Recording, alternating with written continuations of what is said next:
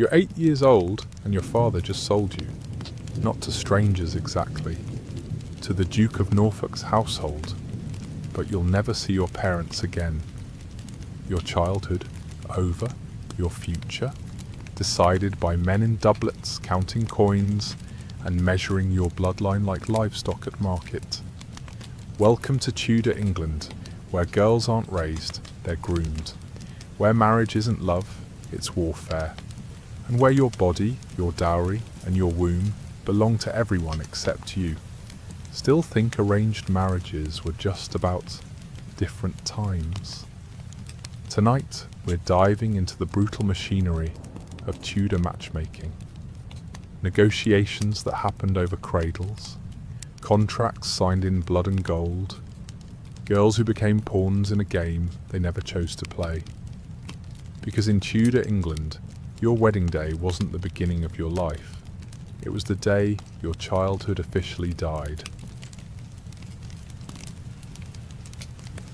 Margaret Beaufort was married at 6 years old. 6. While modern children are learning to tie their shoes, Margaret was learning to curtsy to her husband. While they're playing with toys, she was already a legal wife, her tiny hand guided to sign documents that would bind her until death. This wasn't unusual. This was Tuesday in Tudor England. A girl's first breath triggered immediate calculations. Not what will she become, but what can she bring? Her father's steward would be summoned. Ledgers opened, properties counted, bloodlines traced, because daughters weren't children, they were investments, and investments needed to mature quickly. Noble girls were spoken for by age 3, contracts inked, dowries negotiated, marriage terms sealed with wax and witnessed by men who saw children as tiny, breathing bank accounts. Anne of Cleves had her portrait commissioned as a toddler, not for family memories, but for international marriage negotiations. Her face, her features, her perceived breeding potential, all catalogued and shipped across Europe like a product brochure. Lady Jane Grey, destined to be 9 days queen, found her marriage to Guildford Dudley planned before she could read. Not because anyone thought they'd be happy together, but because their union would merge 2 powerful Protestant families. Jane was 5 when negotiations began. Noble houses operated like corporations, with daughters as their most valuable exports. Each girl's worth was calculated using a brutal formula. Family connections plus dowry money plus breeding potential, minus any physical defects or scandals. Beauty was nice. Fertility was essential. Compliance was mandatory. Parents didn't hide this reality from their daughters. They couldn't afford to. Girls trained from infancy to understand their purpose. Their primary education wasn't reading or arithmetic. It was learning to be decorative, obedient, and productive. They practiced walking gracefully so they could glide into marriage negotiations. They learned to embroider so they could demonstrate domestic skills to potential in-laws. They memorized prayers so they could appear pious and morally sound. Most of these marriages weren't consummated immediately. Contracts were binding, but physical union waited until girls reached what Tudor physicians called marriageable age, usually around 14, which means these children lived in a horrifying limbo, legally married but physically untouched, bound to strangers but still sleeping in nurseries, neither children nor wives, but something in between. Some girls, like Margaret Beaufort, were married multiple times before puberty as their families climbed the social ladder. Each new marriage contract cancelled the previous one, but girls themselves had no say in any of it. They were passed between households like valuable tapestries, admired for their potential, but never consulted about their preferences. If a girl's intended husband died before consummation, Contracts often included replacement clauses. She'd simply be transferred to his brother, his cousin, or whatever male relative needed a wife. Same dowry, same terms, different groom. This was Tudor matchmaking in its purest form, systematic, relentless, and utterly indifferent to the humanity of girls caught in its gears. At 12 years old, Catherine Howard was sent to her step-grandmother's house to learn how to be a proper wife. What she actually learned was how to sneak men into her bedroom, hide pregnancies, and lie to kings. But that's not what the curriculum promised. Tudor England's great houses weren't just homes, they were factories. Manufacturing facilities where girls learned the delicate art of becoming profitable wives. And their education was far more sinister than anything you'd find in a convent. When girls arrived at their future in-laws' households, transformation began immediately. Not gradually, immediately. Clothes changed to reflect new status. Daily schedules restructured around future husbands' families. Names often altered to sound more appealing or politically useful. Domestic management came first. Girls learned to run massive households with dozens of servants, manage complex budgets, and oversee everything from food preparation to textile production. This wasn't homemaking. This was corporate management. Noble wives were expected to function as CEOs of small medieval corporations. Political navigation proved equally crucial. They learned to read subtle dynamics of court politics, understand shifting alliances between noble families, and know when to speak and when to remain silent. A poorly timed comment from a wife could destroy her husband's career or even get him executed. Religious performance required memorizing prayers, learning to appear devoutly pious, and mastering public worship. Religion wasn't about personal faith. It was about political survival. Wrong denominations could cost you your head. Sexual education took a disturbing turn. Girls were explicitly taught about their marital duties, not for their own pleasure or understanding, but to ensure they could produce male heirs quickly and efficiently. They learned about conception, pregnancy, and childbirth with the cold precision of livestock breeding. But most important was never officially listed: emotional suppression.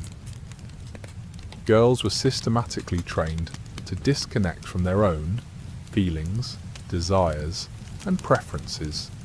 They practiced smiling while receiving criticism. They learned to agree enthusiastically with opinions they found repugnant. They were taught to find joy in surrendering their will to male authority figures. This wasn't just social conditioning, it was psychological warfare against their own identities. Days began before dawn with prayers, followed by lessons in French, Latin, music, and dancing. But these weren't enrichment activities. French was for diplomatic conversations. Latin was for reading legal documents. Music was for entertaining guests. Dancing was for displaying grace and breeding at court functions. Afternoons meant needlework, household management, and what was euphemistically called conversation, learning to be charming, agreeable, and memorable to potential marriage partners or their families. Evenings included more prayers, letter writing practice, every correspondence would be read by future husbands, and behavioural correction. Girls were critiqued on their posture, their tone of voice, their facial expressions, even their breathing patterns. Everything was monitored, measured, and modified. Great houses kept detailed records of each girl's progress. Not report cards, performance evaluations. How quickly did she learn? How obediently? did she follow instructions? How well did she interact with male visitors? How successfully could she manage servants? How appealing was she to potential marriage partners? These reports were shared between families like professional references. Girls who showed too much independence, too many questions, or too much personality were marked as difficult. And difficult girls were married off to lower status families or older men who couldn't afford to be selective. Psychological pressure was immense. Girls understood that their entire future depended on performing perfectly during these crucial years. One moment of rebellion, one display of authentic emotion, one failure to smile at the right time could result in a lifetime married to a brutal husband in a remote castle. Some girls thrived in this system. They found ways to manipulate it to their advantage, using their charm and intelligence to secure better matches or gain influence within their households. These girls became the power players of Tudor society, women like Catherine Parr, who married 4 times and managed to survive Henry VIII. But most girls simply endured. They learned to bury their personalities so deeply that they forgot who they might have been outside the system. They became perfect Tudor wives, beautiful, obedient, fertile, and emotionally hollow. These finishing schools weren't preparing girls for marriage. They were preparing them for a lifetime of performance. And the show was about to begin. Picture a livestock auction, but the animals wear silk gowns and practice curtsying. That's essentially what happened every time Tudor court gathered. Beneath dancing, feasting, and elaborate pageantry, a brutal marketplace operated, where girls were evaluated, compared, and bid upon by families seeking the most advantageous alliances. Marriage markets weren't subtle, they were ruthlessly public systems where girls' values fluctuated daily based on their families' political fortunes, their fathers' financial situations, and their own physical development. Inspection processes were humiliating in ways that would make modern people physically ill. When potential marriages were being negotiated, girls would be summoned to appear before prospective in-laws, not to meet them socially, to be examined.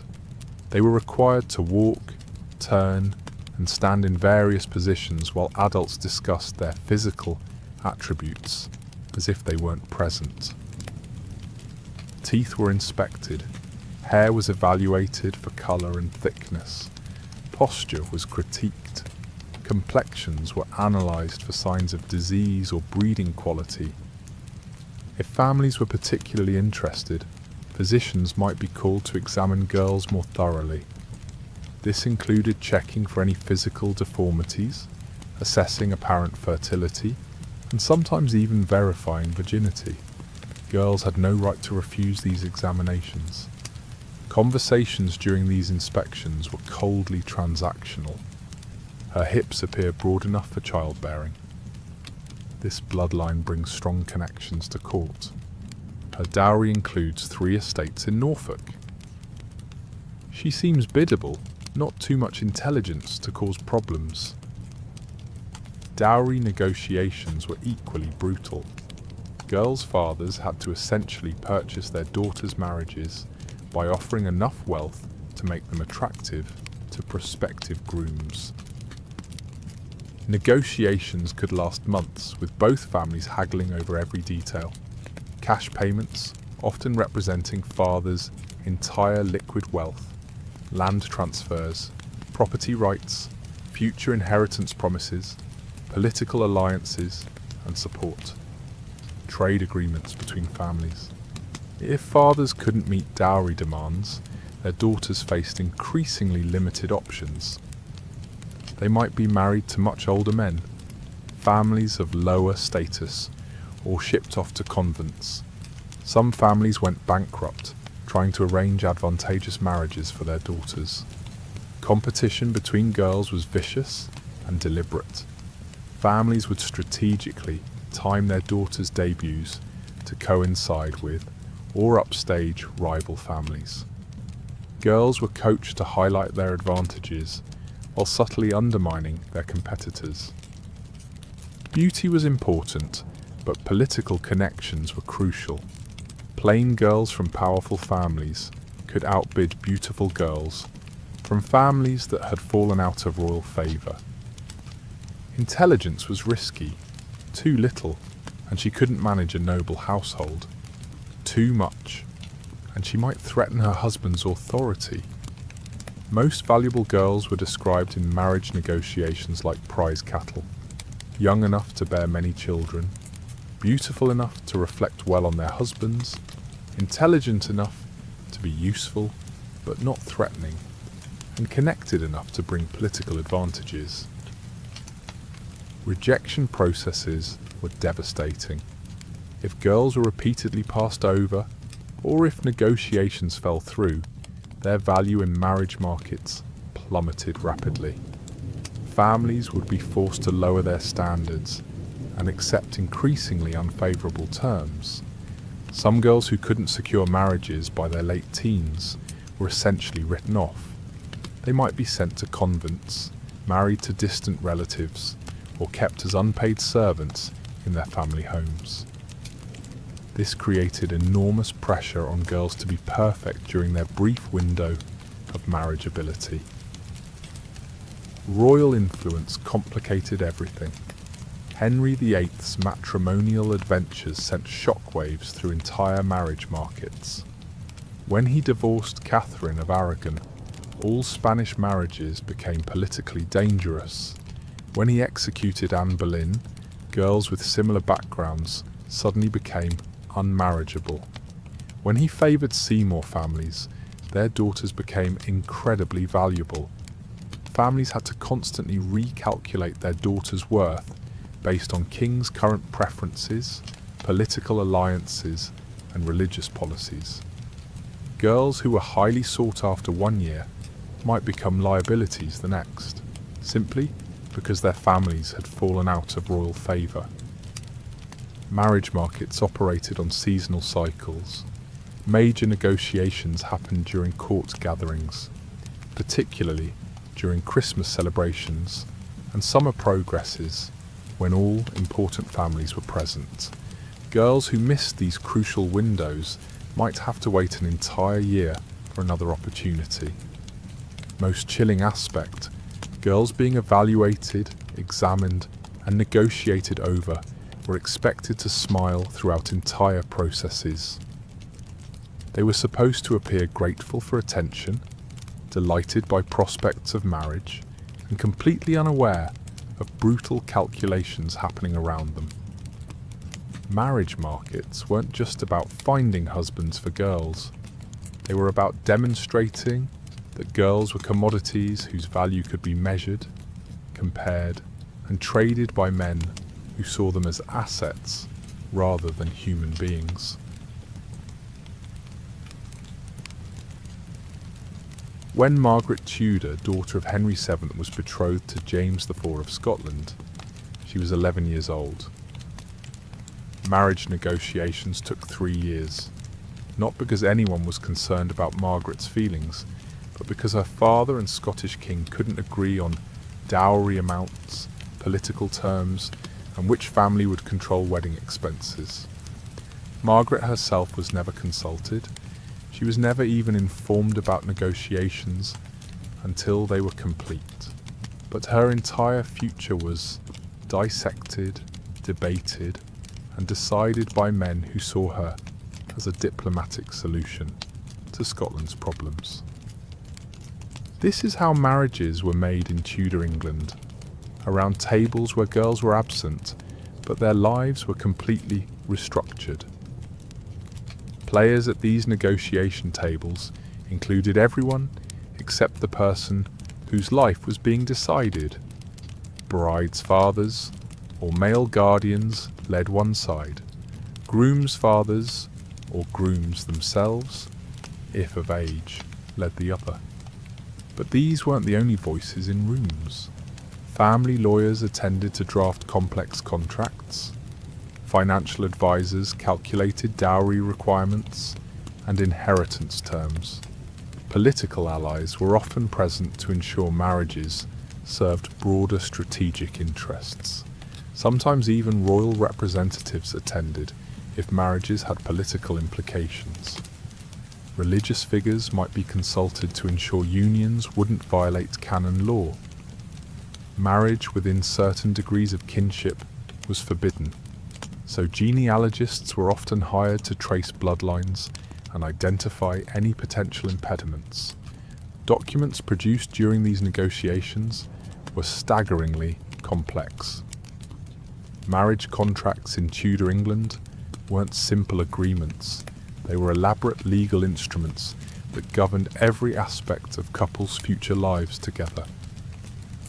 Contracts specified exact dowry amounts and payment schedules, property rights and inheritance terms, brides' allowances during marriage, their widows' portions if husbands died first, custody arrangements for future children, religious obligations and practices, behavioural expectations and penalties, grounds for annulment or separation, political allegiances and restrictions.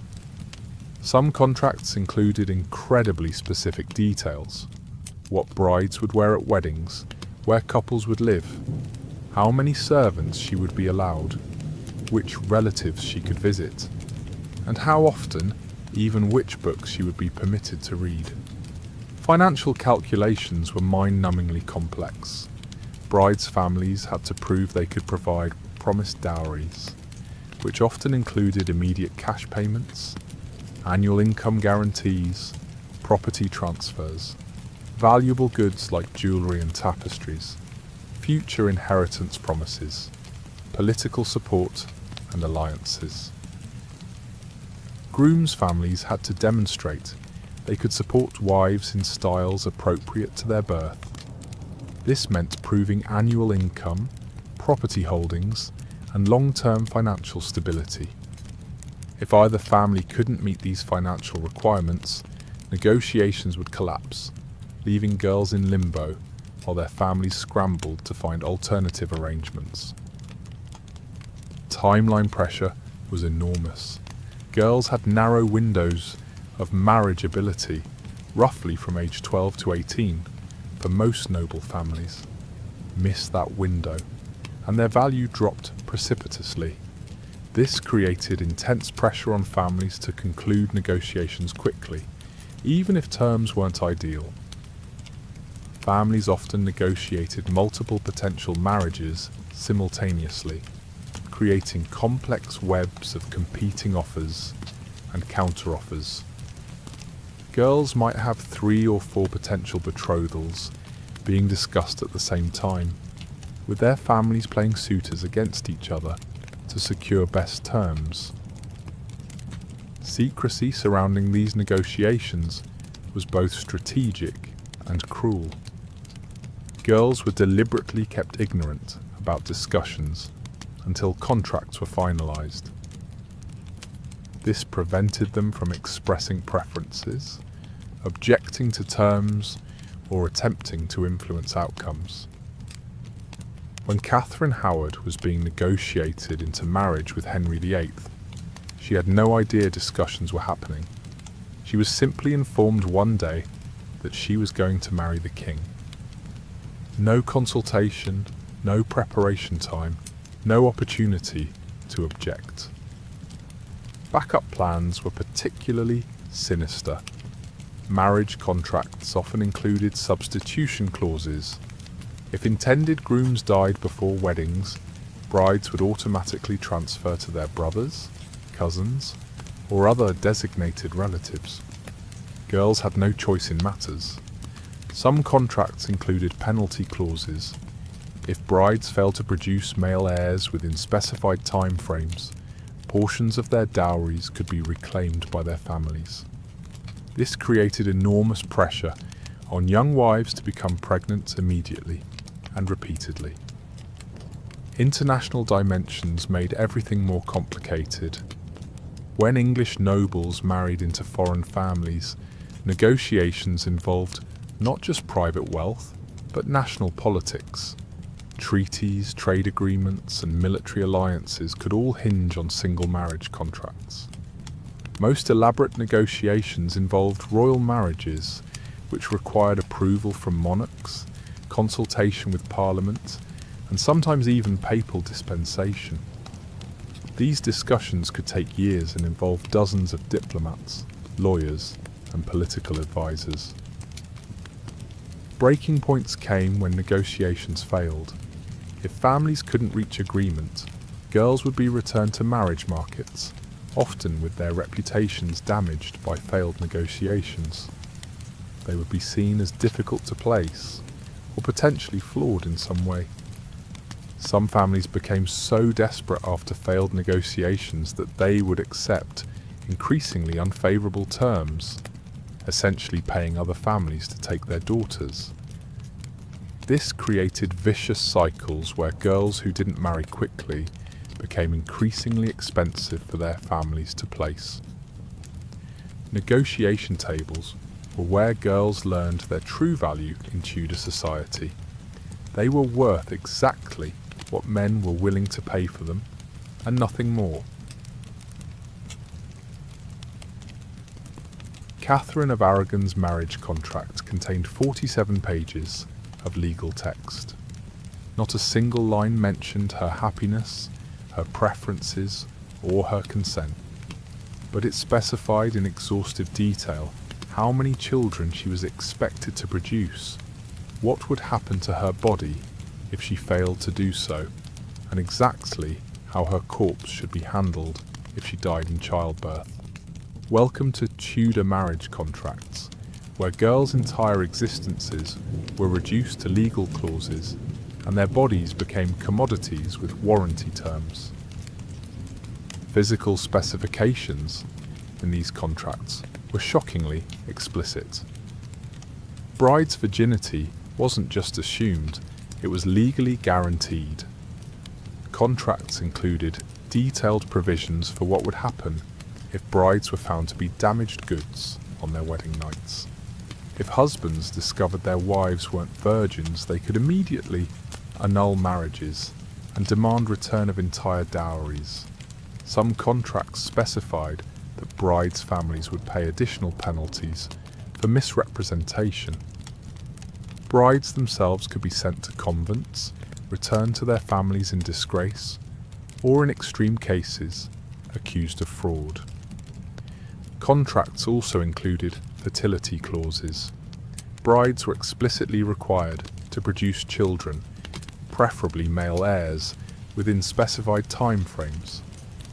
Some contracts stipulated that if no children were born within first 2 years of marriage, unions could be dissolved. Property transfer sections turned brides themselves into forms of property. Upon marriage, everything they owned, clothes, jewellery, books, horses, even pet birds, automatically became their husband's legal property. They couldn't sell, give away, or dispose of anything without written permission. Their bodies were included in this property transfer. Contracts gave husbands exclusive rights to their sexuality, reproductive capacity, and physical presence. They couldn't refuse sexual demands, couldn't leave houses without permission, and couldn't make any decisions about their own medical care. If they inherited property from families after marriage, it immediately became their husband's. If they earned money through any means, writing, needlework, managing investments, husbands owned those earnings. Brides essentially signed away their legal rights to own anything for the rest of their lives. Behavioural clauses were suffocatingly detailed. Contracts specified how brides should dress, speak, and conduct themselves. Some included requirements for church attendance, restrictions on which books they could read, and limitations on their social interactions. Contracts might specify that they must rise at certain hours, attend prayers at specified times, and retire when their husbands commanded. They were often forbidden from gambling, drinking alcohol without permission, or engaging in activities deemed unseemly for married women. Some contracts included clauses about their correspondence. Every letter they wrote or received could be read by their husbands. They couldn't maintain friendships husbands disapproved of or correspond with family members without consent. Punishment provisions were most chilling aspects of these contracts. They specified exactly what would happen if brides violated any terms of agreements. Physical punishment was explicitly authorized. Husbands were legally permitted to correct their wives through beatings, confinement, or withholding food. Contracts often specified that such discipline was not only permitted but expected. If wives committed adultery, punishment wasn't just divorce, it was often death. Some contracts included detailed provisions for how adulterous wives should be executed. Beheading was considered more merciful than burning, which was reserved for wives who had betrayed particularly important husbands. Medical clauses treated brides' bodies like breeding machines with maintenance requirements. Contracts specified their diets during pregnancy, their activities while carrying children, and medical care they would receive during childbirth. Some contracts required brides to submit to regular medical examinations to monitor their fertility.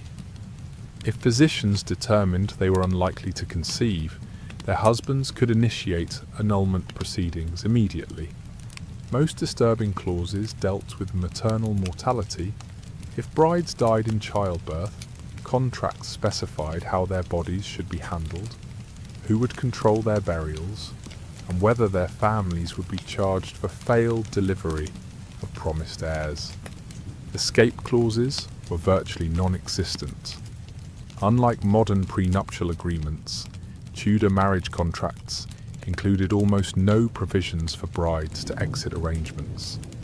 Divorce was nearly impossible unless husbands initiated it. Only way women could escape marriages was through annulment, which required proving unions were invalid from the beginning.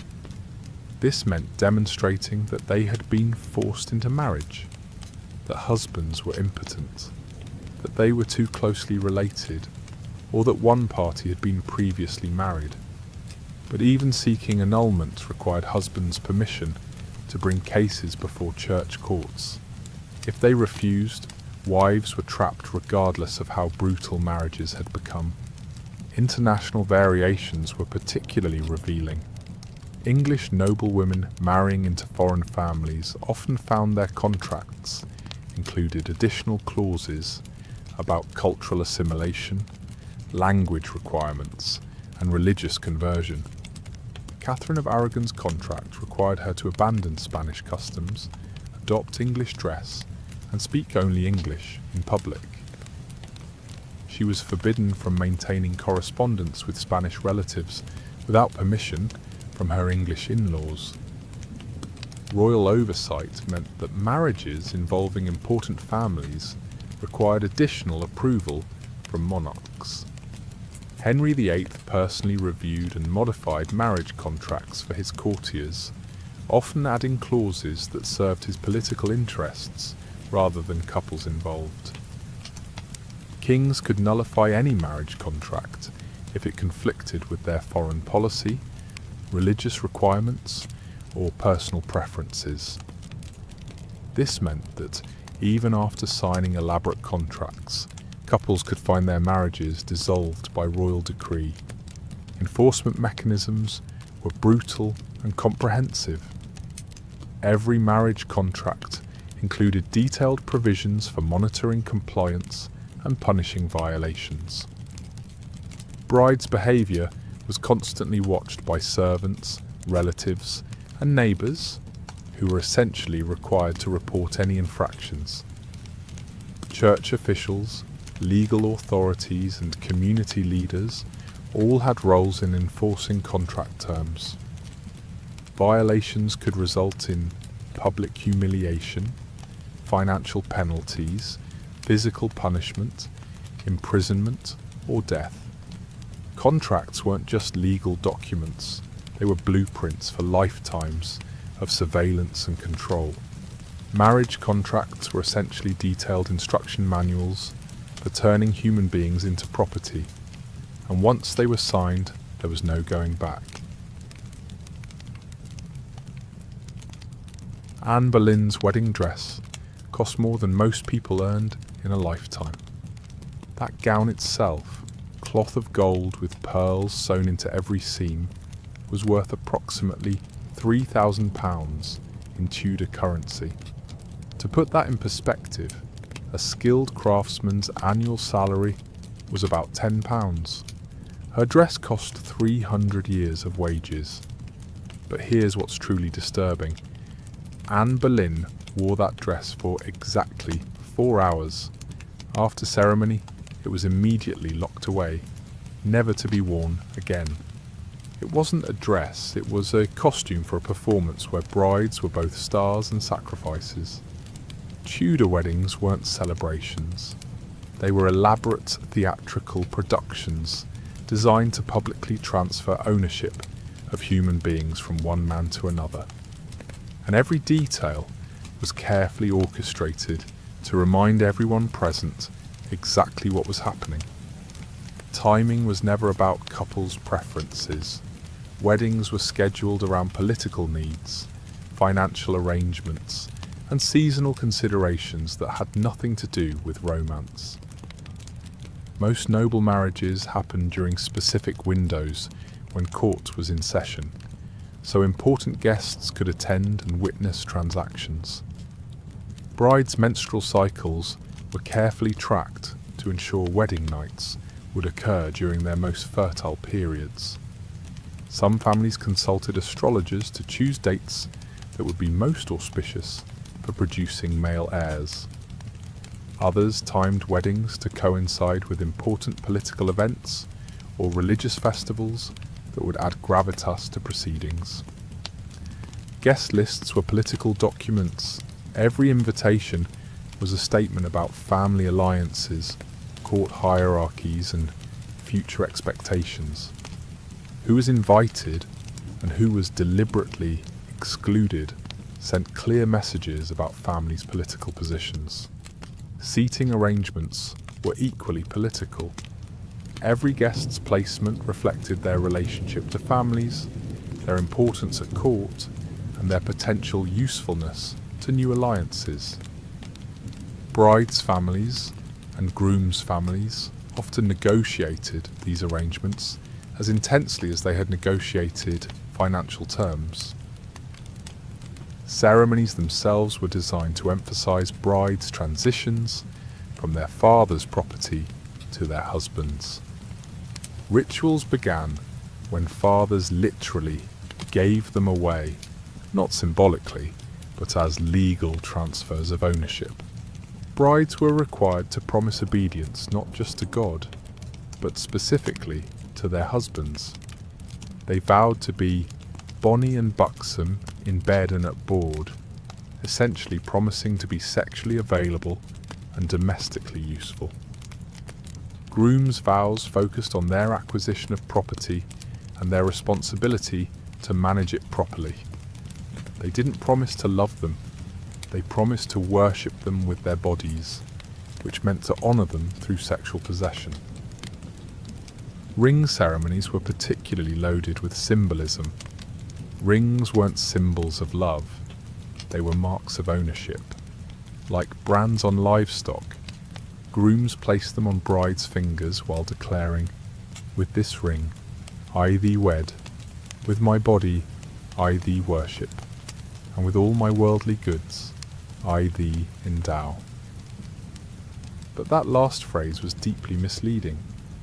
Brides weren't receiving worldly goods, they were becoming one of them. Rings were essentially tiny golden shackles that announced to the world that these women now belonged to these men. Wedding feasts were designed to demonstrate families' wealth and political connections. Number of courses, quality of entertainment, and expense of decorations all sent messages about alliances' importance and families' resources, but brides themselves were often barely able to eat. They were required to sit in their elaborate costumes, smile constantly, and graciously receive congratulations from guests who were essentially celebrating their legal enslavement. Entertainment often included ribald songs and jokes about wedding nights, sexual performance, and brides' upcoming duties. Brides were expected to laugh at these humiliations while maintaining facades of demure innocence. Bedding ceremonies were most horrifying aspects of Tudor weddings. After feasts, brides were publicly undressed by female relatives and friends, then escorted to marriage beds by processions of guests. Grooms were simultaneously undressed by male relatives and brought to same beds. Couples were literally put to bed together, while dozens of people watched, made jokes, and offered advice about sexual performance.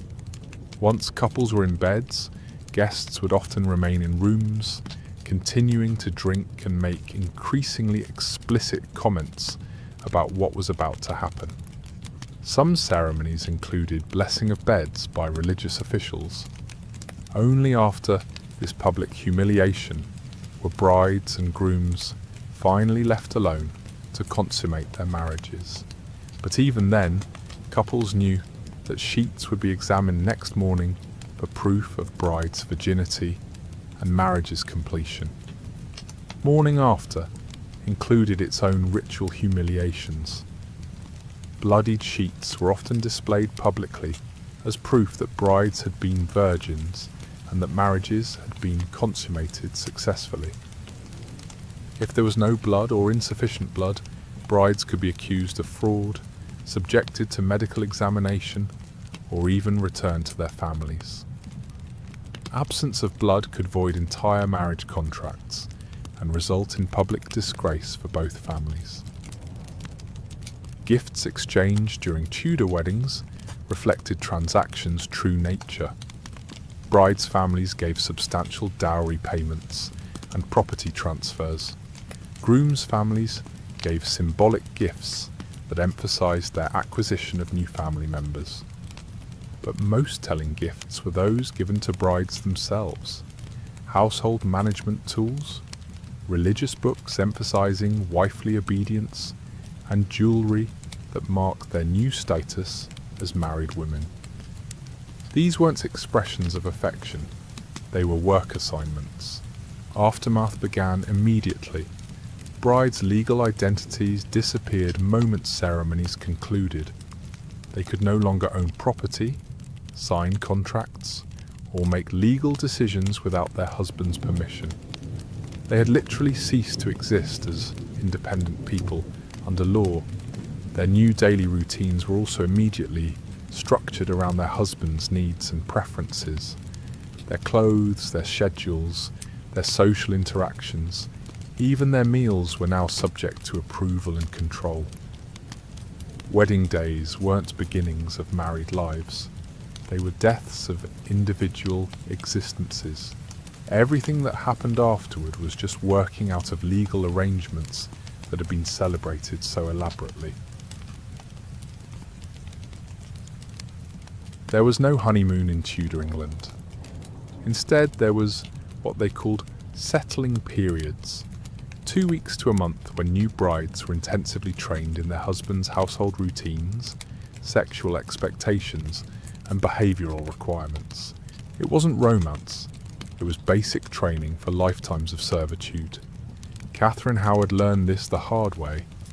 Fresh from her wedding to Henry VIII, she was immediately assigned a team of female supervisors whose job was to monitor her every move, report on her sexual performance, and ensure she understood the deadly, serious nature of her new role as queen.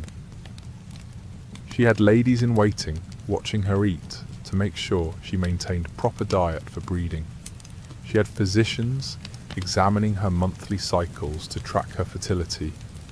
She had seamstresses altering her clothes to make her more appealing to the king, and she had spiritual advisors lecturing her about religious duties of royal wives. This wasn't unusual treatment for royal brides, it was standard practice for any Tudor wife, adjusted only for social rank. Sexual education during this period was brutal and clinical. New brides were given explicit instruction about their marital duties, not from perspectives of mutual pleasure or emotional connection, but purely to maximize their chances of conceiving male heirs quickly. They were taught specific positions that were believed to promote conception of male children. They learned to track their menstrual cycles obsessively and to recognize signs of pregnancy immediately. They were instructed about which foods, activities, and behaviors might help or harm their fertility. Most disturbingly, they were trained to be sexually available on demand, regardless of their own physical conditions, emotional states, or personal preferences. Concepts of marital rape didn't exist.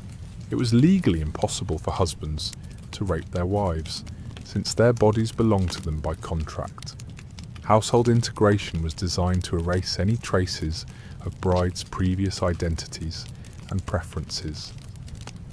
They were immediately moved into living quarters chosen by their husbands, furnished according to his tastes, and staffed with servants loyal to him rather than her.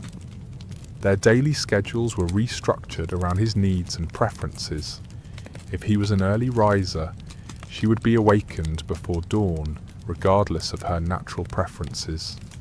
If he preferred certain foods, those became her diet as well, even if she disliked them.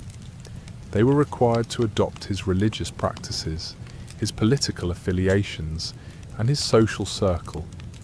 Any friends or interests from their previous lives that didn't align with his preferences were immediately discontinued.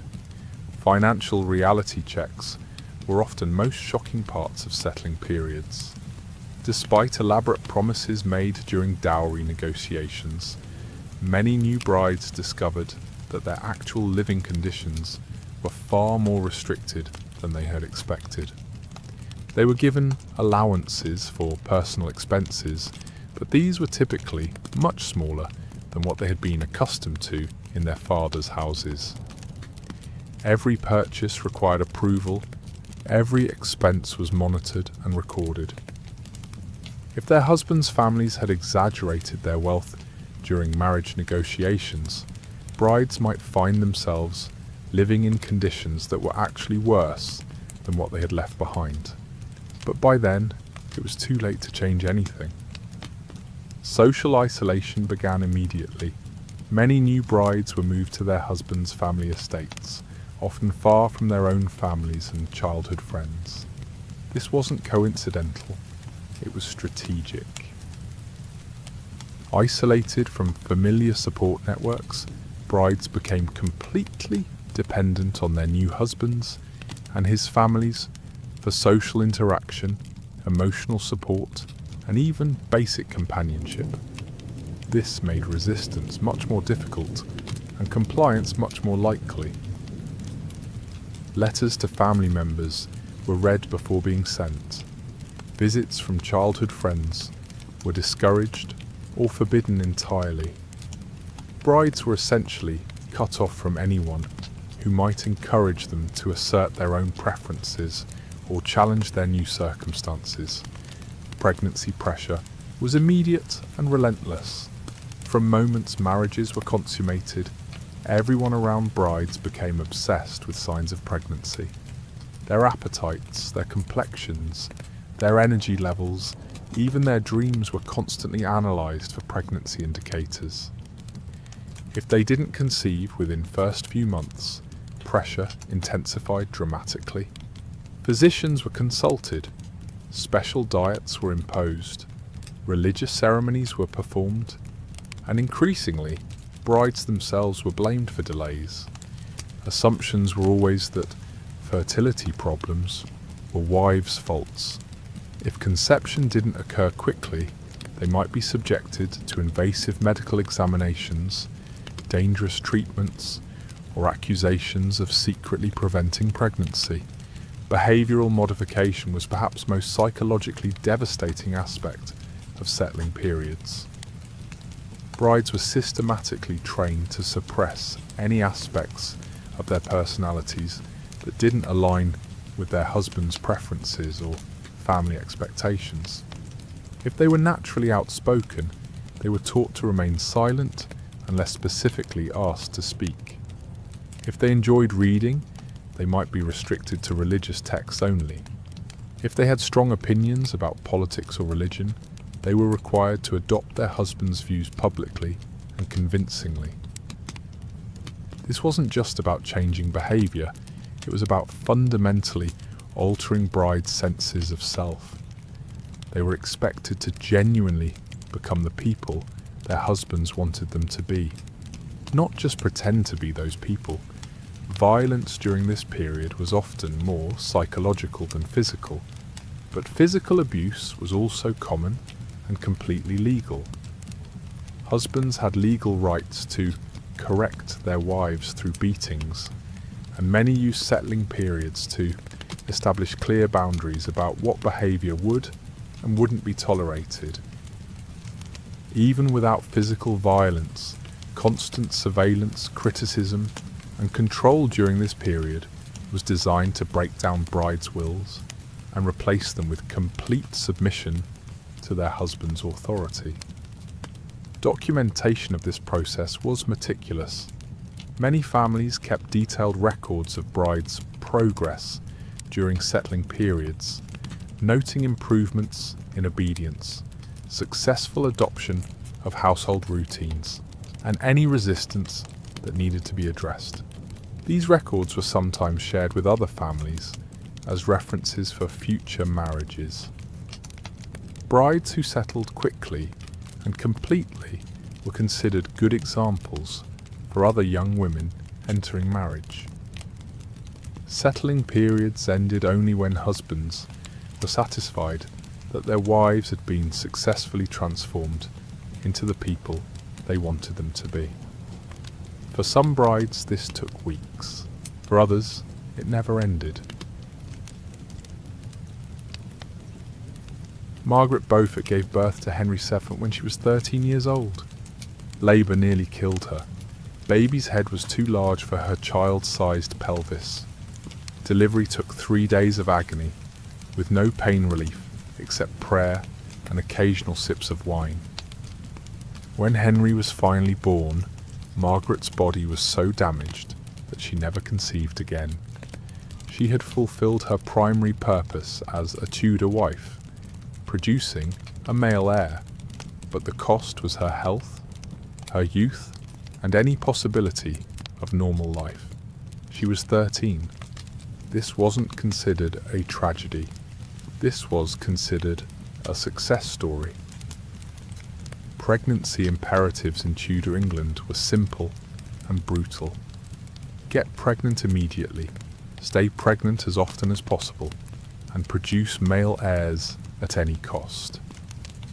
Everything else, wives' health, their preferences, their survival, was secondary. Most Tudor wives spent their entire adult lives either pregnant, recovering from childbirth, or trying to conceive. Average noble wives gave birth every 18 to 24 months from marriage until menopause or death, whichever came first.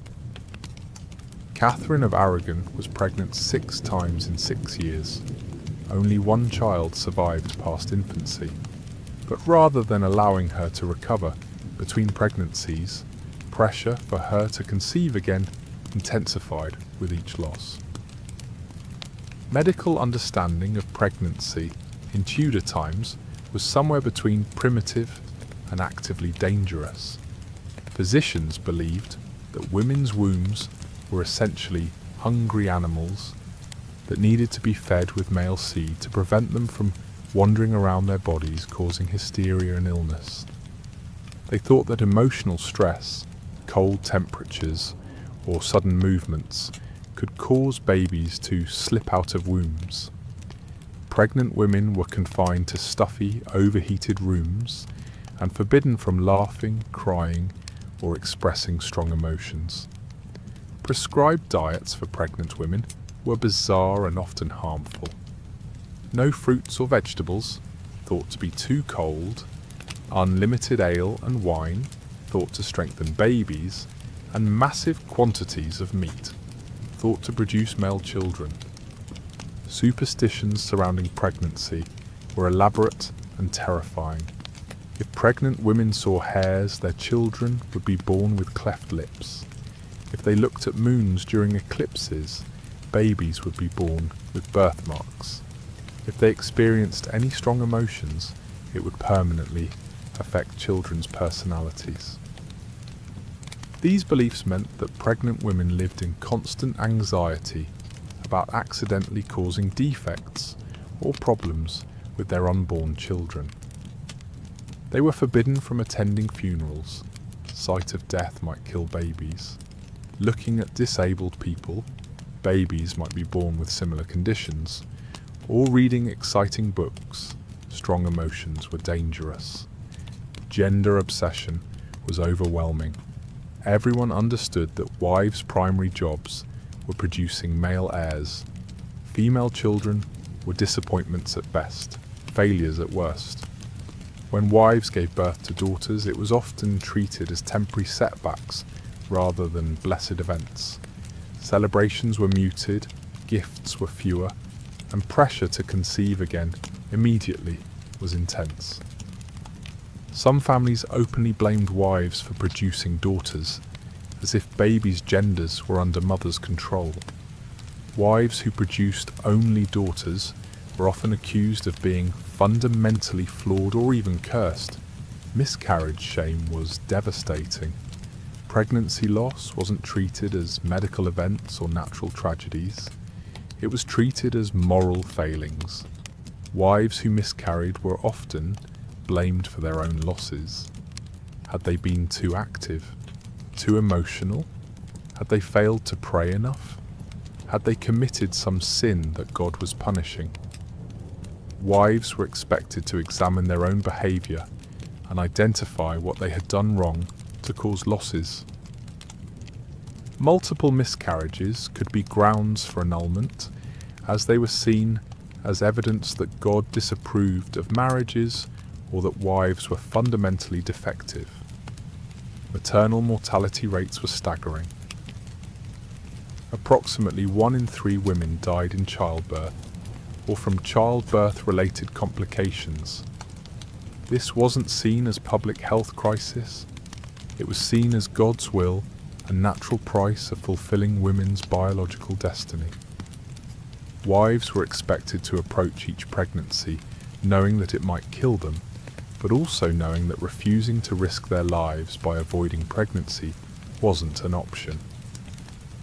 Many women wrote their wills after discovering they were pregnant, not out of pessimism, but out of practical necessity. Childbed rituals surrounding birth were elaborate, but medically useless. Women gave birth in darkened rooms, with windows sealed shut to prevent bad air from harming babies. They were attended by midwives whose training was based on superstition rather than medical knowledge. Pain relief was considered spiritually dangerous. Women were supposed to suffer during childbirth as punishment for Eve's sin. Only permitted comfort measures were prayer, holy relics, and occasionally small amounts of alcohol. If complications arose during delivery, priority was always saving babies rather than mothers. Wives understood that if choices had to be made, their own lives would be sacrificed to preserve their children, especially male children. Recovery expectations were minimal. Women were expected to be up and managing household duties within days of giving birth. There was no concept of postpartum depression, no accommodation for physical recovery, and no recognition that childbirth was a major medical event requiring extended healing time. If wives seemed unable to resume their normal duties quickly after childbirth, they were often accused of being lazy, attention-seeking, or spiritually weak. Ideas that they might need weeks or months to recover physically and emotionally were considered ridiculous. Breastfeeding politics were complex and class-based. Noble women were often discouraged from breastfeeding their own children, not because it was considered beneath them, but because breastfeeding was believed to prevent conception. Since producing more children was priority, many noble wives were pressured to hire wet nurses so they could become pregnant again as quickly as possible. This created strange situations where wealthy mothers were separated from their newborn children almost immediately and expected to begin trying to conceive next children while barely recovered from previous births. Childhood loss was heartbreakingly common, even among noble families with access to best available medical care. Infant and child mortality rates were around 40 to 50%. Most mothers could expect to lose at least half of their children before adulthood. But rather than being given time to grieve these losses, mothers were expected to conceive again immediately. Mourning was brief, and extended grief was seen as evidence of insufficient faith in God's plan. Breeding years weren't periods of motherhood, they were periods of industrial reproduction where women's bodies were treated as manufacturing equipment for producing heirs, and machinery was expected to keep running until it completely broke down. Catherine Parr survived marriage to Henry VIII by becoming smarter than everyone else in the room. While the king's previous wives had tried to influence him through beauty, charm, or sexual manipulation, Catherine chose a different strategy. She became indispensable.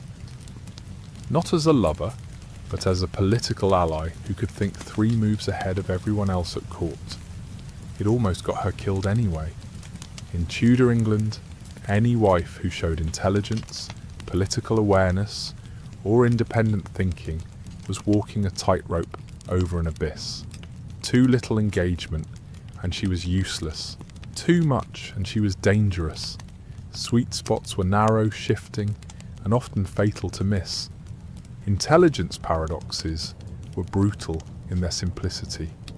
Husbands wanted wives who were smart enough to manage complex households, understand political implications, and represent families' interests effectively. But they also wanted wives who were never smart enough to challenge male authority or develop independent opinions. This created impossible situations for many Tudor wives. They needed to be intelligent enough to be useful, but not intelligent enough to be threatening. Lines between these two zones were invisible, constantly moving, and crossing them could result in accusations of witchcraft, treason, or simple domestic rebellion. Religious minefields were particularly treacherous. During Tudor periods, religious affiliations changed repeatedly, and often violently. Wives' religious opinions could determine whether their families rose to power or faced execution. But women were expected to be devoutly religious, while also being completely flexible about which versions of Christianity they practiced. When Henry VIII broke with Rome, wives had to seamlessly transition from Catholic to Protestant. When Mary took the throne, they had to transition back. When Elizabeth I established her religious settlement, they had to adapt again. Problems were that genuine religious conviction and political opportunism were often indistinguishable. Wives who were too enthusiastic about current religious orthodoxy might be suspected of being fanatics. Wives who seemed reluctant to embrace religious changes might be suspected of harbouring treasonous loyalties. Court politics were deadly games where wives served as both players and playing pieces. They were expected to gather intelligence, build alliances, and advance their family's interests, but they were also expected to remain submissive to their husbands and defer to male authority in all public settings. This meant that successful Tudor wives had to develop sophisticated skills in manipulation, information gathering, and strategic thinking while appearing to be decorative and obedient. They operated shadow networks of influence while pretending to have no political opinions of their own. Information networks developed by Tudor wives were remarkably sophisticated. Women who couldn't officially participate in politics created informal intelligence systems that often knew more about court affairs than official diplomatic channels. They exchanged information through correspondence disguised as social letters, through conversations during seemingly casual social visits, and through their household servants who had access to other noble families. Some of most important political decisions of Tudor period were influenced by intelligence gathered through these female networks. But gathering information was dangerous. Wives who knew too much were often suspected of espionage. Wives who shared information too freely were accused of treason. And wives who used their intelligence to influence their husbands' decisions were seen as manipulative and potentially dangerous. Literary pursuits offered some women socially acceptable outlets for their intelligence. Women like Catherine Parr wrote religious treatises, translated classical texts, and engaged in theological discussions. These activities allowed them to demonstrate their education while remaining within acceptable feminine boundaries. But even literary activities were potentially dangerous. Writing required expressing opinions, and opinions could be scrutinized for signs of heresy, treason, or excessive independence. Many Tudor women wrote prolifically but published little, or published their work anonymously to avoid risks of public intellectual engagement. Patronage powers gave some wives significant behind-the-scenes influence. They could sponsor artists, support religious causes, and fund educational projects. This allowed them to shape culture and society while appearing to be engaging in appropriate feminine charitable activities. But patronage decisions were closely watched for political implications. Supporting wrong artists, funding wrong religious causes, or backing wrong educational projects could be interpreted as evidence of dangerous political loyalties. Medical knowledge that many Tudor wives possessed was both valuable and dangerous. Women were expected to manage their family's health care, understand herbal remedies, and oversee medical treatments. This required substantial knowledge of anatomy, pharmacology, and medical procedures. But medical knowledge could easily be reinterpreted as witchcraft. Women who were too successful at healing might be accused of using supernatural powers. Women who understood too much about poisons might be suspected of plotting murder. Lines between helpful medical knowledge and dangerous occult practices were often determined by political convenience rather than actual evidence. Financial acumen that successful household management required could also be problematic. Wives needed to understand complex economic relationships, manage large budgets, and make strategic financial decisions. But women who were too successful at financial management might be seen as threatening traditional gender roles. Some wives accumulated significant wealth and influence through their financial skills, but they had to be careful to appear to be acting under their husband's direction rather than making independent decisions. Diplomatic skills that court life required were extensive. Wives needed to navigate complex social hierarchies, understand implications of various political alliances, and represent their family's interests in delicate negotiations. They often served as unofficial ambassadors, gathering intelligence and building relationships that their husbands couldn't pursue directly. But diplomatic success could be dangerous. Wives who were too effective at building alliances might be suspected of having their own political agendas. Wives who understood too much about international affairs might be seen as potential security risks. Survival strategies that emerged from these pressures were sophisticated but exhausting. Successful Tudor wives learned to appear less intelligent than they actually were, to attribute their ideas to male relatives, and to achieve their goals through indirect influence rather than direct action. They mastered art of strategic ignorance, knowing when to pretend not to understand something, when to ask questions they already knew answers to, and when to appear surprised by information they had actually gathered themselves. Most successful wives became masters of what we might now call emotional intelligence. They could read subtle social cues, predict how different people would react to various approaches, and navigate complex interpersonal dynamics while appearing to be simply charming and agreeable. But psychological costs were enormous.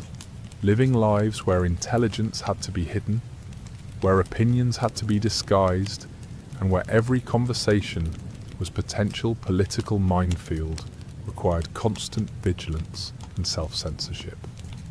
Dangerous games of influence were exactly that, dangerous, and stakes were always life and death.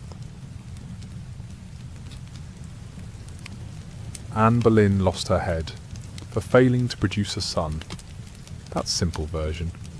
Complicated version involves adultery charges, treason accusations, and elaborate court conspiracies. But strip away all political theatre, and core issue was brutally simple. Anne Boleyn's reproductive system had failed to deliver what Henry VIII's marriage machine required.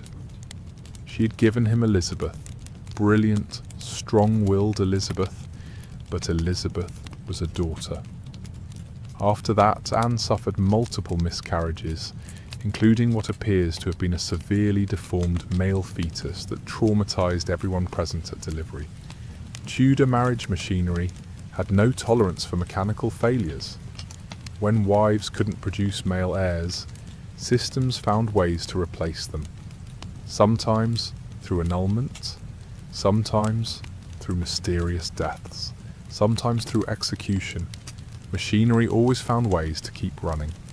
Fertility failures were most common ways Tudor marriages broke down. Despite elaborate medical theories, careful timing, and constant pressure, many wives simply couldn't conceive or couldn't carry pregnancies to term. In systems where women's primary values were their reproductive capacities, infertility was essentially crime. Wives who couldn't conceive were accused of being cursed, of having committed secret sins, or of actively preventing pregnancy through witchcraft or herbal remedies. Accusations weren't just cruel, they were often legally actionable. Husbands could seek annulments on grounds that their wives were barren, and wives had no effective defence against such charges. Wrong gender problems were almost as bad as infertility. Wives who produced only daughters were seen as fundamentally defective. Medical understanding of time blamed mothers' constitutions, diets, emotions, or moral character for babies' genders. Catherine of Aragon's marriage to Henry VIII ultimately collapsed because she couldn't produce surviving male heirs. Her multiple pregnancies, her obvious fertility, and her documented attempts to fulfill her reproductive duties meant nothing. Systems required sons and she couldn't deliver them. Henry's solution was to declare that God disapproved of his marriage to Catherine because she had previously been married to his brother Arthur. This was convenient fiction.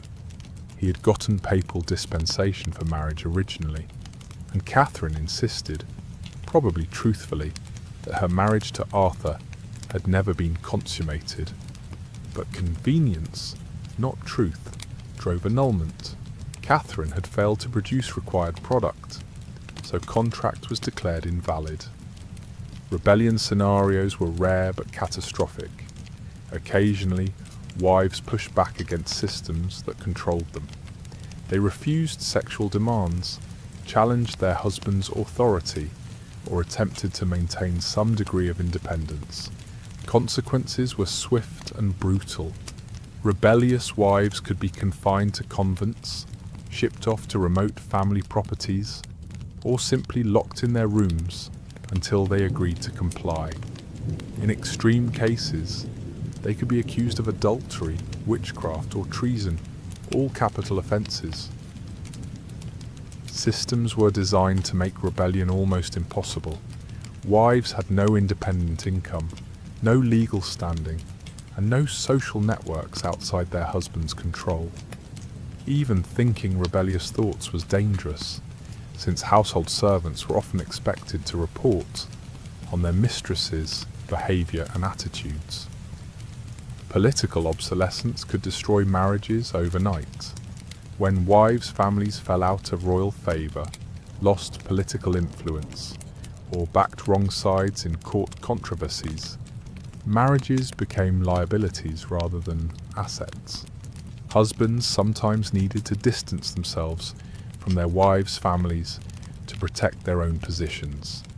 This could mean anything from social isolation to formal separation to accusations that wives were involved in their family's political mistakes. Political dimensions made every marriage precarious.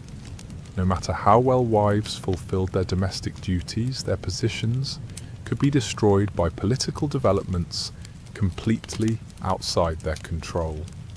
Religious complications became particularly acute during Tudor periods. When religious affiliations changed rapidly and dramatically, wives could find themselves on wrong sides of new orthodoxy through no fault of their own. Wives who had been praised for their devout Catholicism under one monarch could be executed for treason under next. Religious opinions that had been appropriate and even required could suddenly become evidence of heretical thinking or treasonous loyalties. Safest strategies were to have no strong religious convictions at all, but that was also dangerous. Wives who seemed too willing to change their religious positions could be accused of being insincere or opportunistic. Adultery traps were among most effective tools for eliminating inconvenient wives. Adultery charges were notoriously easy to fabricate and almost impossible to defend against. Any conversation between wives and men who weren't their husbands could be reinterpreted as evidence of affairs. Gifts, letters, or even glances could be presented as proof of improper relationships. Servants could be coerced or bribed to provide testimony about suspicious behaviour. Once accusations were made, burdens of proof were entirely on wives. They had to prove their innocence, which was nearly impossible given legal restrictions on their ability to gather evidence, call witnesses, or even speak in their own defence. Anne Boleyn's adultery charges were almost certainly fabricated, but that didn't matter. Charges served their purpose. They provided legal mechanisms for Henry VIII to eliminate wives who had failed to produce male heirs and were no longer politically useful. Mysterious deaths were another common solution to marriage problems. Wives who had become inconvenient sometimes died suddenly and unexpectedly from mysterious illnesses. These deaths were rarely investigated thoroughly. If wives had been causing problems, failing to conceive, challenging their husband's authority, or creating political complications, their sudden deaths were often seen as convenient rather than suspicious. Some historians believe that several prominent Tudor wives were poisoned by their husbands or their husbands' allies, but medical knowledge of time made it virtually impossible to prove murder in cases of apparent illness. Convent solutions were used for wives who couldn't be eliminated through death or legal annulment. Forcing inconvenient wives to take religious vows effectively ended marriages while avoiding scandals of divorce or execution.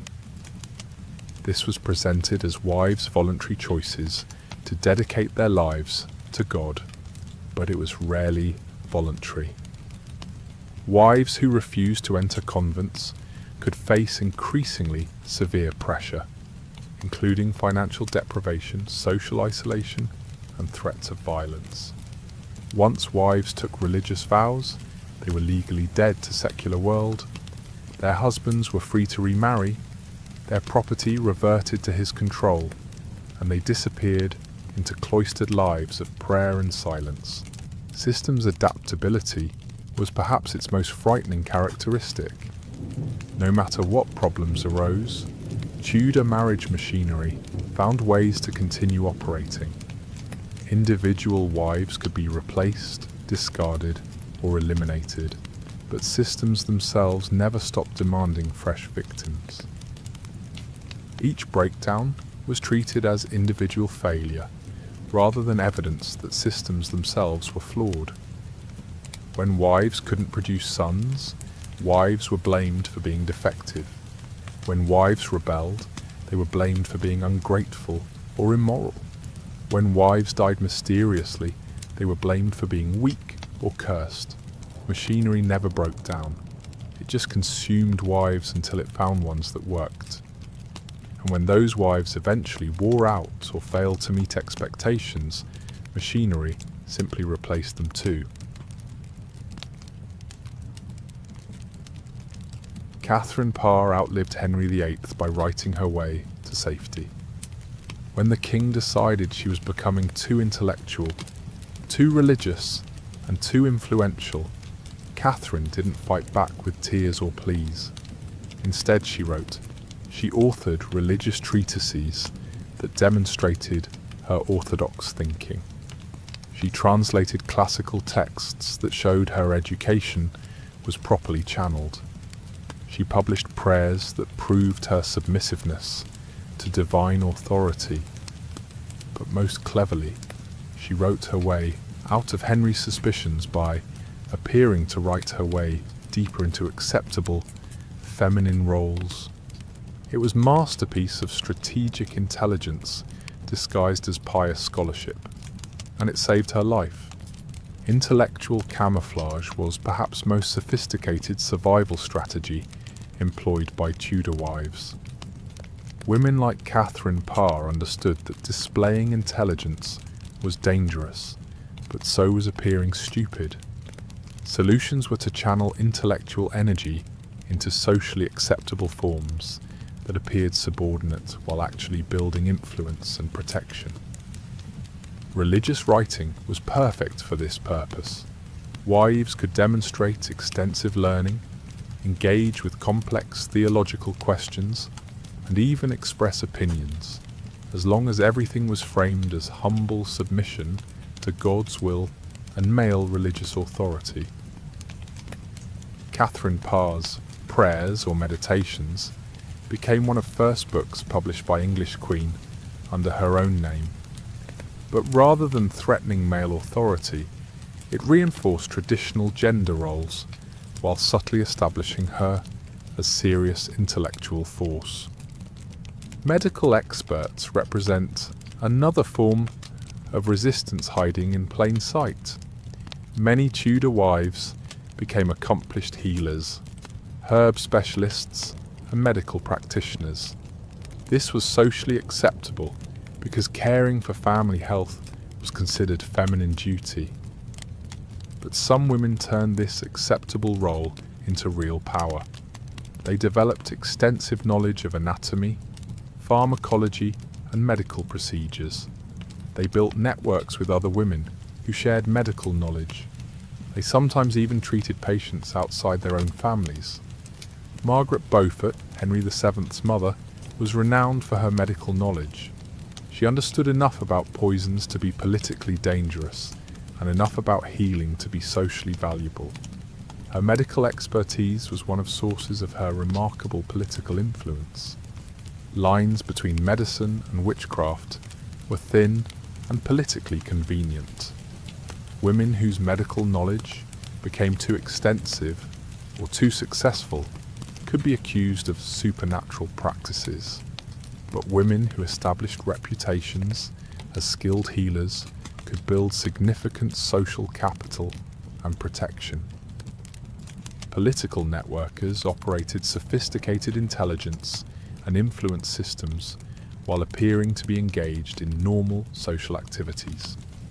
Women like Bess of Hardwick built enormous wealth and political power through strategic marriages, careful estate management, and extensive correspondence networks.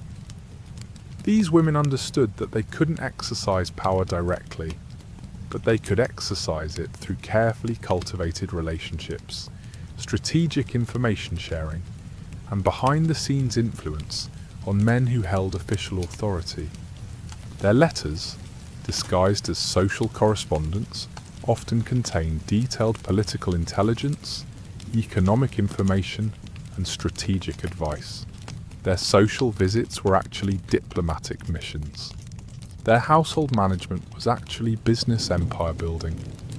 Religious reformers found ways to participate in theological revolutions of Tudor periods while maintaining their safety as women. Some became patrons of Protestant scholars and preachers. Others translated religious texts or wrote devotional works that advanced reformist ideas. Anne Askew represents the extreme end of this spectrum. She was Protestant reformer who engaged in theological debates, challenged Catholic practices, and ultimately died for her religious convictions. But even Anne Askew tried to use her gender as protection, arguing that, as woman, she shouldn't be held responsible for theological opinions that belonged properly to male religious authorities. Most religious reformers were more cautious. They advanced Protestant ideas through patronage, translation work, and private correspondence, while publicly maintaining deferential attitudes toward male religious authority. Business empresses built significant economic power while appearing to be simply managing their domestic responsibilities. Women like Elizabeth Hardwick, Bess of Hardwick, accumulated vast wealth through careful estate management, strategic marriages, and shrewd business dealings. These women understood that economic independence was foundation of all other forms of independence.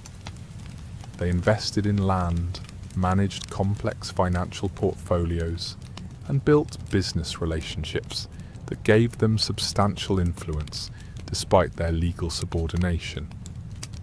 Bess of Hardwick married 4 times, each marriage bringing her additional wealth and social status.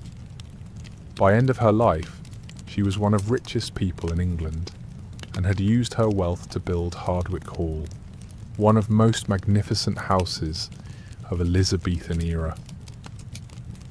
Cultural patrons used their roles as supporters of arts and learning to build influence and leave lasting legacies.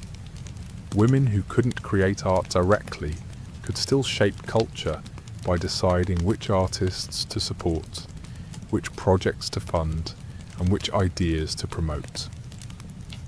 Lady Margaret Beaufort used her wealth to fund education and learning. She established scholarships at Cambridge University, supported religious scholarship, and patronised writers and theologians. Her cultural investments gave her influence over intellectual and religious developments that extended far beyond her official political role. Literary networks allowed women to participate in intellectual and political conversations through writing and correspondence. Women like Cook sisters, Anne Cook Bacon, Mildred Cook Cecil, Elizabeth Cook Hobie, and Catherine Cook Killigrew created intellectual network that influenced politics, religion, and culture throughout Elizabethan period. These women were among most highly educated people of their generation. They translated classical texts, wrote religious treatises, and maintained extensive correspondence with scholars and political leaders. Their intellectual work was respected and influential, even though they could never hold official political positions. Survival strategies developed by these women were sophisticated and varied, but they shared common elements. They never directly challenged male authority, but worked around and through it.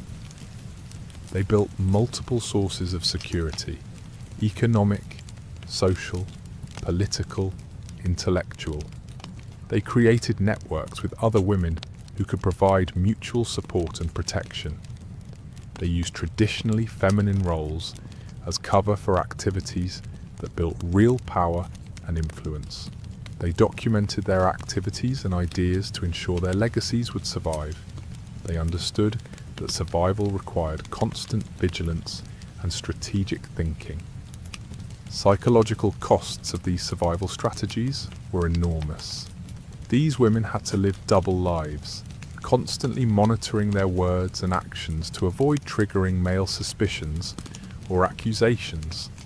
They had to suppress authentic emotional responses and maintain performance personas that often contradicted their real thoughts and feelings. Constant vigilance required to navigate political and social dangers of Tudor life was exhausting.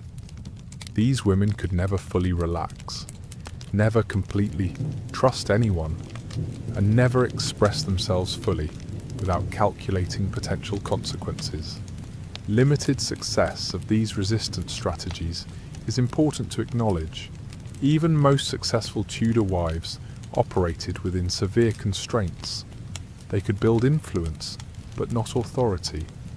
They could accumulate wealth, but not legal independence. They could exercise power, but only indirectly and temporarily. Their successes were individual rather than systemic. They found ways to work within Tudor marriage machinery without dismantling it. Their strategies allowed them to survive and even thrive personally, but didn't fundamentally change systems that oppressed women. But their survival itself was a form of resistance.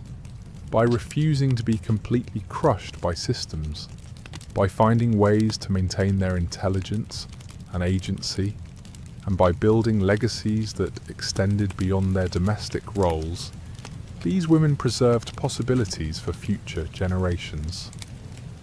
They proved that, even in most oppressive circumstances, human creativity and determination could find ways to resist, survive, and sometimes even flourish. Machinery was powerful, but it wasn't perfectly efficient, and in its imperfections, some women found space to become more than systems intended them to be. You've been alive for 8 hours in Tudor England. 8 hours since you learned your father traded you for 3 estates and a promise of military support. 8 hours since you discovered your childhood was officially over, and your value had been calculated down to the last sheep and silver spoon. In those 8 hours, you've seen how marriage machinery really worked. Not through Hollywood romance or fairy tale endings, but through contracts written in blood and gold, negotiations that treated girls like livestock, and systems so ruthlessly efficient that they could process human beings into property without anyone questioning whether they should. You've watched cradle contracts bind 6-year-olds to strangers. You've seen finishing schools that weren't about education, but about emotional amputation. You've witnessed wedding ceremonies that were really elaborate slave auctions disguised as celebrations. You've learned that some women found ways to survive, resist, and even flourish within this machinery. But you've also learned that machinery itself never stopped running. It just found new girls to feed into its gears. Tudor marriage systems weren't unfortunate quirks of different times. They were deliberately constructed machines for converting female human beings into male property. Every contract, every ceremony, every law was designed to ensure that girls understood they existed to serve purposes defined by men they'd never met. But here's what machine builders didn't anticipate. Some of those girls refused to be completely crushed. They learned to write, to think, to build networks, to accumulate power, and to fight back in ways that appeared to be submission, but were actually forms of resistance. Catherine Parr outlived Henry VIII and married for love. Bess of Hardwick became richer than most men. Anne Cook Bacon influenced the course of English religious reform. Elizabeth I chose never to marry at all, preferring to rule alone rather than surrender her authority to any man. These weren't just individual success stories. They were cracks in machinery, proof that systems, for all their brutal efficiency, couldn't completely destroy human creativity, intelligence, and determination. Tudor marriage machinery eventually broke down, not because it developed conscience, but because it became economically and politically inefficient. Worlds changed in ways that required different approaches to marriage, family, and gender roles. But understanding how that machinery worked, how it reduced human beings to commodities, how it disguised oppression as tradition, and how it convinced entire societies that systematic cruelty was natural and necessary, helps us recognize similar machinery in our own time. Different forms, different justifications, but same basic principle.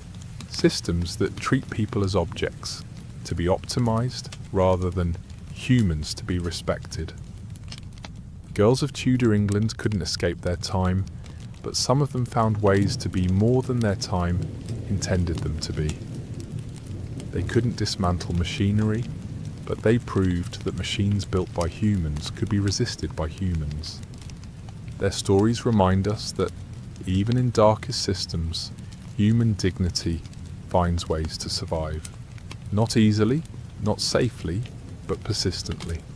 And sometimes that's enough to plant seeds for a different kind of future. Tudor marriage machinery is gone, but memory of girls who survived it remains. Their resistance echoes across centuries, whispering to anyone who will listen. You are more than the purposes others assign you. You are more than contracts written about you. You are more than machinery thinks you are. And that knowledge, once planted, is almost impossible to destroy. Machine builders never figured out how to mechanize human spirit, and in the end, that's what broke them.